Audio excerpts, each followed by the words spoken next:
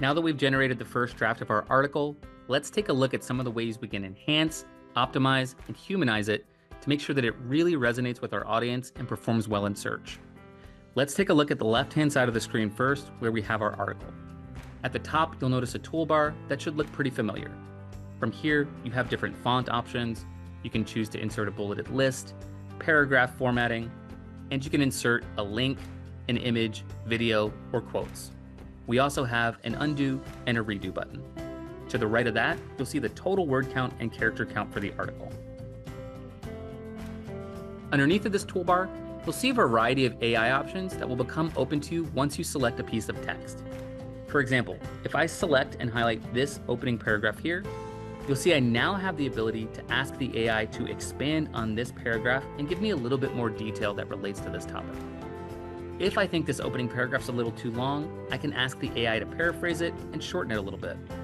I can even ask the AI to change the tone if I want this opening paragraph to be a little bit more inspirational, for example. You'll also notice I have a custom prompt option. Let's take a look at what we could do with this. Let's go down to landmarks. Here I have Golden Gate Bridge, Alcatraz Island. Let's say I feel like there's one missing. I could insert my cursor here, click on custom prompt, and simply in natural language ask the AI to add a bit of text and content for this other local attraction or landmark that I want it to cover, Ghirardelli Square, for example. Depending on the template I've selected, you might also have the option to create your own FAQs around this content. If I click this, the AI is going to generate 5 FAQs that are relevant to local attractions in San Francisco, and it's going to answer them, and I have the ability then to edit and expand on those answers. The other option you'll see is the option to regenerate title if I want the AI to give me a different option for the opening title of my content. From here, I have the ability to edit this content manually, but before we do that, let's go over to the right-hand side and take a look at the SEO checklist and some of the other options we have available to us. The first thing you'll see is this SEO score of 46%. Now, this is not exactly indicative of how this content is going to perform in search. Rather, it's an indication of how much of our SEO best practices have been followed for this article. And we base that on our SEO checklist. If you go down all the way to the bottom of this list here, you'll see a lot of these marked in green that the AI's already taken care of when it generated our first draft. But there are a lot of suggestions that we have that we could help to improve this SEO score. For example, if we go up and we look at insert 2 images, and we never have the AI take care of this, we always want the user to be the one in control of inserting their images into an article, but it's part of SEO best practices, so we have to have it here. And if I click set here, you can see that it's going to direct me over to the body of the article where I can insert my cursor somewhere, and wherever I want that image to be, I can click the image icon up here. And from here, I have the ability to upload an image, add an alt tag for that image, or if I'm on Milestone's DAM platform, I can insert an image myself. And you'll see that once I do this, my SEO score automatically goes up. It's now 63% just from inserting one image. Let's go through a few of the other suggestions. Word count in body. We're almost at 500 words, but we could be a little bit higher. We do recommend for blogs anywhere from 500 to 750 to 1,000 words is a good length for a blog article. Another suggestion we have is using the key phrase in the subheader. We don't have it present in any of our subheaders currently, and if I want to find out what my key phrase is, all I have to do is go to the Details tab here. If I scroll down a little bit, I'll see my key phrase listed right here, San Francisco activities. And again, if I were to change that here in one of our subheaders, you can see that my SEO score now goes up to 68%. Now that we're on the Details tab, let's take a look at what else is here. So since this is a blog, I have the ability to upload a featured image and an alt tag for that image. This would go on my main blog page. The excerpt summary would also go on the main blog page and have the ability to regenerate this with AI or edit this manually. You'll also find the URL slug here, as well as the meta title and meta description. Best practices for meta titles are that they be anywhere from 45 to 65 characters long, And for meta descriptions, they should be anywhere from 150 to 160 characters long. And each of these should include the key phrase or related key phrases to your topic. If you don't know what the meta title and meta description are, this is how Google will display your page in the organic search results.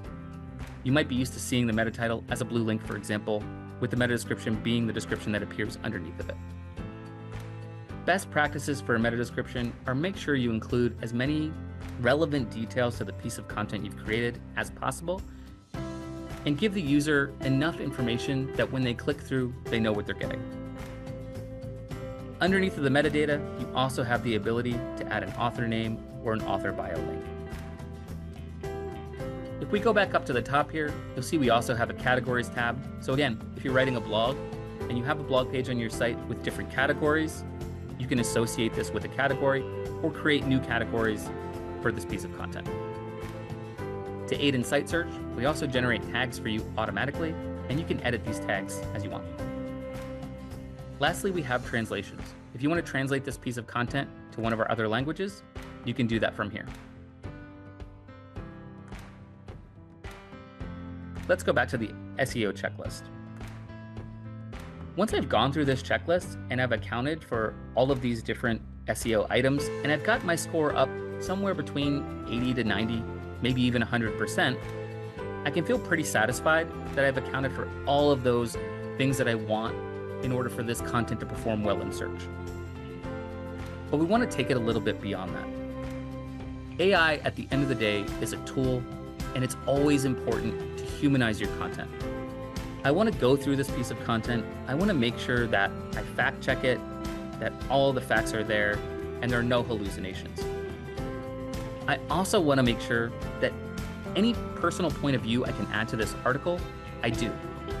Google and users really reward originality and uniqueness.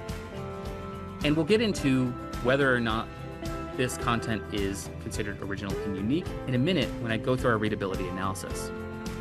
But for now, what we want to think about is, what do I know about San Francisco? Have I been?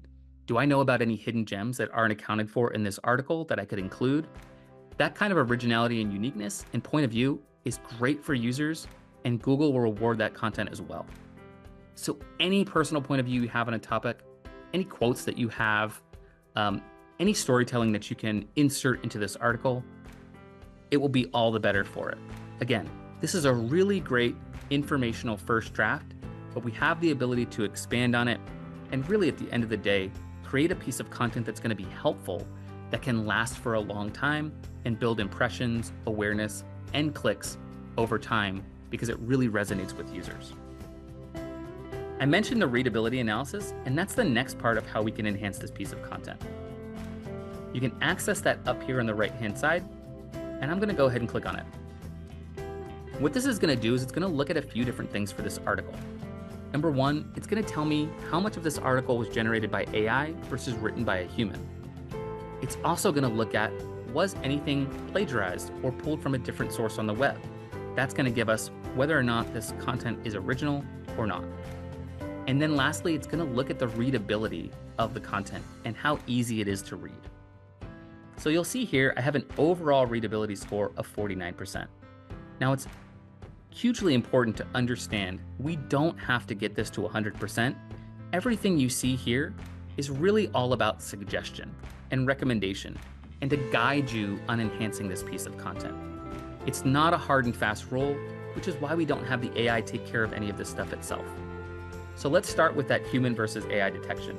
Now, I've barely touched this article, so you can see it's only 6% human and it's 94% AI. Google doesn't penalize an article simply for being created by AI. But what Google looks for is high quality content.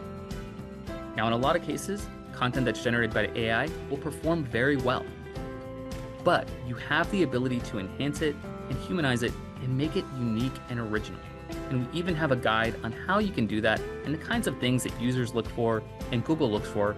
And you can click through on this How to Humanize guide and get a better understanding of what that means when you're going through and manually editing this article. A good metric to keep in mind is keep it 50-50, half human, half AI. and see how it performs from there. The second thing we want to look at is how much is original versus plagiarized. Anywhere from 90 to 100% is a great score here. And if we do have any duplication that might have been pulled from somewhere on the web, you can click See Recommendations, and it's going to take you right to the piece of content that it thinks might sound similar to something else that's out there. And now you have the ability to remove this, edit it, or punch it up and make it your own. Lastly, we have ease of reading. So we use what's called the Fletch-Kincaid reading scale, which aims for about a 10th grade reading level. Again, these are all recommendations, and it's not necessary to have this up to 80 or 100%. As long as it's not super low, that's pretty good. And at the end of the day, you really know your audience. So if you know that your audience has a particular sophistication, they might be fine absorbing content that's on a different reading scale, for example.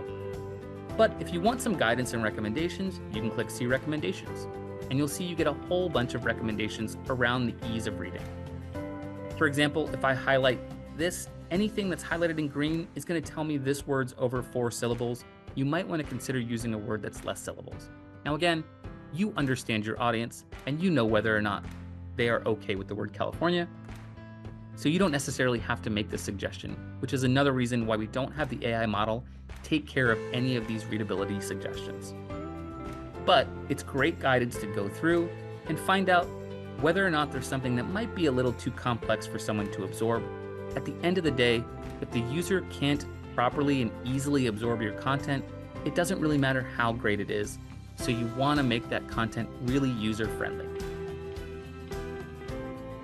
Once you've taken a look at these different recommendations and you've gone through, if you're on Milestone CMS platform, you can click Proceed to Publish. If you're not on Milestone's CMS platform, you'll have a few different options available to you where you can export the content to JSON or HTML, or even copy and paste the content and upload it to whatever profile or channel you need to. You also from here have the ability to save as draft. And once you do that, you can come back to this at any point and continue enhancing this piece of content. It doesn't have to be done right now.